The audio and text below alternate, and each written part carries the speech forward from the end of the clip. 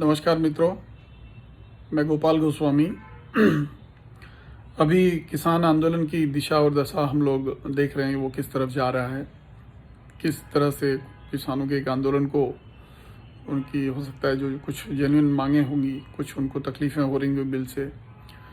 उसको किस तरह से चरमपंथियों ने हाईजैक कर लिया है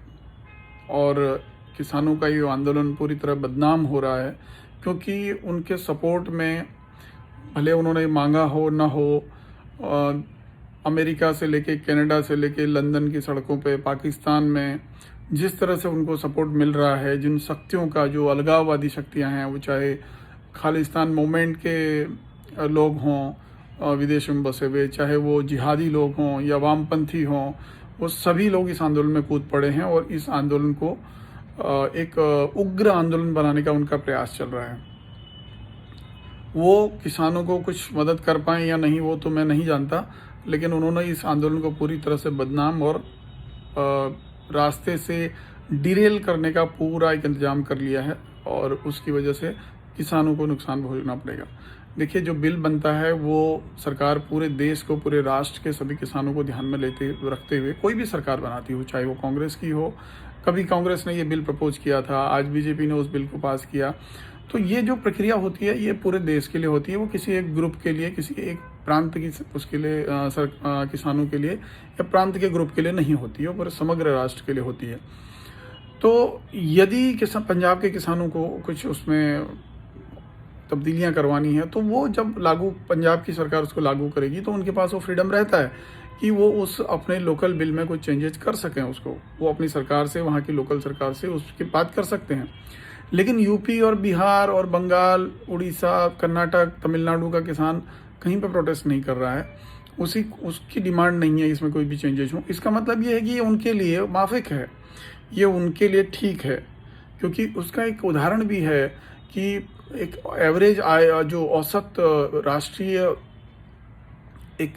किसान की प्रतिवर्ष की आय है, वो पंजाब की 1,06,000 है, हरियाणा की उससे थोड़ा सा कम है, लेकिन बाकी पूरे देश की जो है वो 6,000, 7,000, 8,000, 10,000 से ऊपर नहीं है। तो इसका मतलब ये है कि उनके इस बिल का विरोध करने के पीछे कुछ न कुछ कारण है, जो कि उनको या उनके मिडिल मैन को कहीं ना कहीं तकलीफ दे रहे हैं।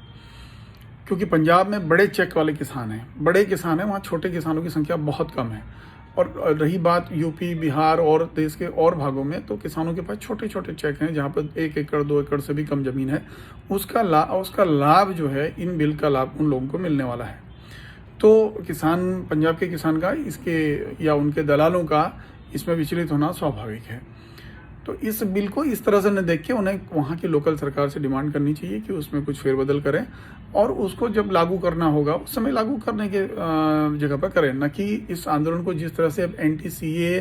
एंटी-370 बिल के एवज में वहाँ जो कुछ नहीं कर पाए वो अब पंजाब के लोगों के द्वारा,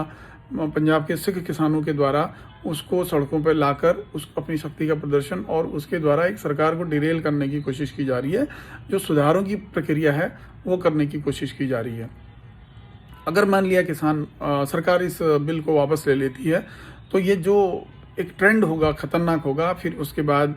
जो सीएए बिल है वो वापस लेने की बात होगी, 370 को रिवोक करने की बात होगी और हमें आगे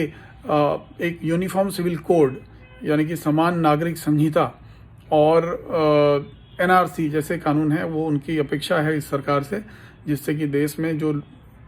एक बड़ा भाग देश का, जो हमारे जीडीपी का, हमारे टैक्स पेयर्स का एक बड़ा हिस्सा जो है वो इलीगल जो माइग्रेंट्स हैं जो यहाँ पर रह रहे हैं, उनके रहन सहन, उनके खान पान के लिए, उनके चिकित्सा सुविधाओं के लिए और उनके स्वास्थ्य पर जा रहा है।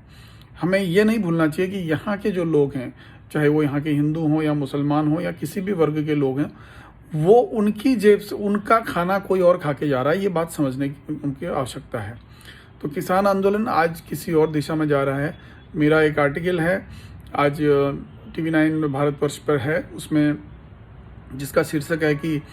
बंदूक किसी की, कंधा किसी का, गोली किसी की, निशाना किसी का। तो ये जो आंदोलन है वो पूरी तरह से कुछ लोगों द्वारा हाईजैक कर लिया गया है। मेरी सरकार से भी विनम्र अपील है कि जो लोगों ने इसको हाईजैक किया है उनको एक्सपोज करे जल्दी से जल्दी और किसान भाइयों तक रीच आउट करे, उनको समझा के उनको समझाने का प्रयत्न हो, क्योंकि और बात उनसे न की जाए। जो जिहादी ग्रुप हैं जिनके वहाँ पे कोई इंटरेस्ट नहीं है, वहाँ आप वहाँ के किसानों से ज़मीन की खतौनी मांग सकते हैं कि जो जिनके पास खतौनी है वही लोगों से बातचीत की जाएगी। बाकी जो लोग वहाँ पे उस आंदोलन को भड़काने के लिए, डिस्टर्बेंस पैदा करने के लिए इकट्ठा हुए हैं, उनके साथ कोई बातचीत नहीं होनी चाहिए। और लेकिन किसी भी तरह से किसान भाई हों या सरकार हो, इस आंदोलन को जल्दी से जल्दी समाप्त करने का प्रयास होना चाहिए। जय हिंद, भारत माता की जय, नमस्कार।